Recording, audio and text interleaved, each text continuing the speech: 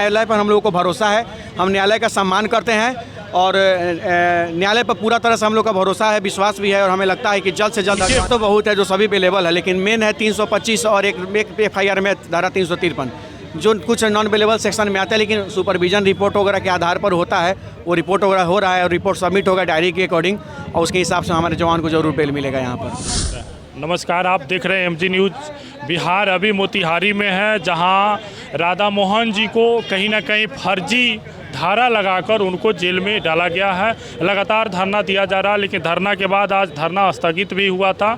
इस पर हम चर्चा करेंगे। यहाँ अध्यक्ष साहब हैं अनिकेत पांडे जी, उनसे बात करते हैं आखिर आज धरना क्यों स्थगित किया गया था।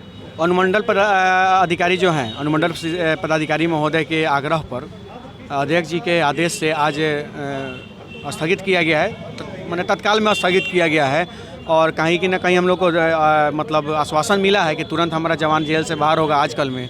अगर आजकल में आता है तो ठीक है, नहीं आता है तो अनिश्चितकालीन का परमिशन तो हम लोग के पास है, धरना जारी रहेगा, काम जारी रहेगा। अगर आपको लगता है कि धरना से छूट पाएंगे वो, एक बात बता देते हैं, एक कहावत है कि silence is the greatest weapon. शांति है ना, शांति को कमज़ोर नहीं समझिएगा। सत्याग्रह से तो बहुत बड़ा बड़ा आंदोलन हो गया है, देश आज़ाद हो गया है, तो सत्याग्रह से हमारा आर्मी का जवान आज़ाद नहीं होगा, एकदम होगा। आखिर कब तक वो आएंगे? होली के पहले छूट जाएंगे निश्चित रूप से। और छूटे ना छूटे वो अलग चीज़ है। हमने क्या कहा है, जवान जिस दिन आएगा उसी दिन, पहले आ जाए चाहे बाद में आए, जिस दिन आएगा हम लोग, जिस दिन वो आएगा होली हम लोगों का उसी दिन होगा। लगता क्या है आपको, होली के पहले आएंगे? पूरा आशा है हम लोग का। न्यायालय पर हम लोगों को भरोसा है, हम न्यायालय का सम्मान करते हैं और न्यायालय पर पूरा तरह से हम लोग का भरोसा है, विश्वास भी है और हमें लगता है कि जल्द से जल्द उनके ऊपर जो धाराएं लगे हैं उसका बेल मिल जाना चाहिए था। आखिर लेट क्यों हो रहा? देखिए, बेल तो निश्चित रूप से मिल जाएगा, उसमें कहीं से कोई दिक्कत नहीं है।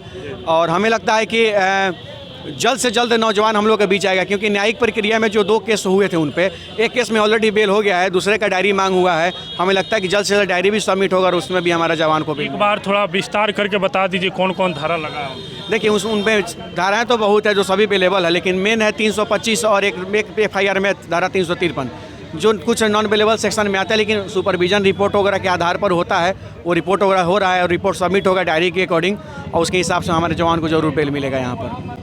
धारा के मतलब क्या होता है? धारा जो देखिए, सरकारी काम में बाधा का धारा होता है धारा 353 और एक जो 325 जो होता है, अगर जान मारने की नीयत से किसी पर हमला करते हैं आप, तब 325 लगता है।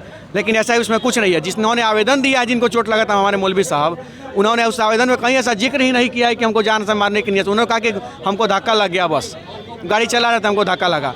तो कहीं से 325 सही नहीं है, वो तो फर्जी हो गया, वो तो फॉल्स हो गया और न्यायालय महोदय ने भी साबित कर दिया कि वो गलत है। आज के प्रेस कॉन्फ्रेंस का कोई मुख्य उद्देश्य यही है, आज प्रेस कॉन्फ्रेंस का सब लोगों को हम लोग को बताना था कि कहीं ना कहीं से तत्काल में स्थगित किया गया है आंदोलन का। आज भी हम लोग के हाथ में परमिशन है अनिश्चितकालीन का और जल्द से वगैरह मिला है कि नहीं? अभी कोई इन्फॉर्मेशन नहीं है, बस हम लोग को पता है कि एक केस में बेल हुई है, एक केस बाकी है, उसमें भी जल्द बेल होगा। बहुत जल्द। ये देखिए, अच्छी तो बात है नहीं, एक वर्दी वाला को दूसरा वर्दी वाला, उसीलिए ना उसी कुकृत्य के लिए तो हम लोगों ने विरोध किया। हम लोग उसी के विरोध में है कि किसी सैनिक पर अगर हाथ चला करके, वो बड़ा काम नहीं किया है।